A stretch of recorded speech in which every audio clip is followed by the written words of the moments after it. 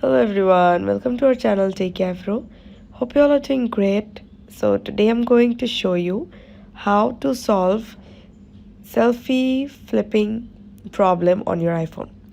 So if you're facing selfie flipping problem on your iPhone camera, then this is for you. Go to settings and then go to camera or search for camera.